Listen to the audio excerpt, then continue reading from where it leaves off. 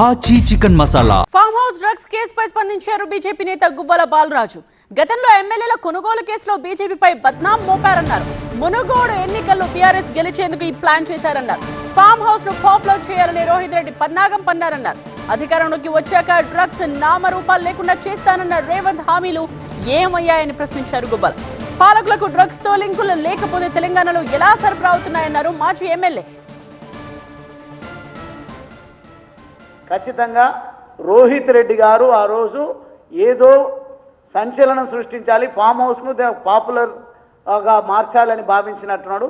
ఆ ఫామ్ హౌస్ను కేంద్రంగా వాడుకొని సమాజాన్ని భ్రష్టు పట్టించేటువంటి ప్రయత్నం చేస్తున్నారు. కాబట్టి తనకు పాపాలు వెంటాడుతున్నట్టుగా కనిపించింది.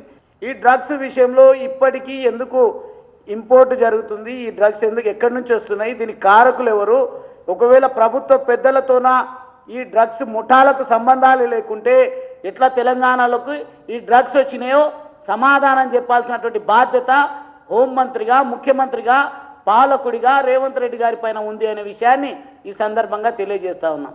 కొల్యూడు రాజకీయాలు దీనికన్నటి కూడా గుంపు మేస్త్రి అని చెప్పుకుంటున్నటువంటి రేవంత్ రెడ్డి ముఠా మేస్త్రిగా ఈ డ్రగ్స్ ముఠాలకందరికి కూడా నాయకుడిగా ఈ రేవంత్ రెడ్డి గారు ఉన్నట్టుగా మేము భావిస్తూ ఉన్నాం. వెంటనే రేవంత్ రెడ్డి గారు సమాధానం చెప్పాలి. ఈ డ్రగ్స్ ఎట్లొచ్చినాయి 2.5 సంవత్సరాల తర్వాత కూడా ఇంకా ఈ సంస్కృతి కొనసాగుతుంది అంటే బీఆర్ఎస్కు మీకున్న ఒప్పందాలేంది?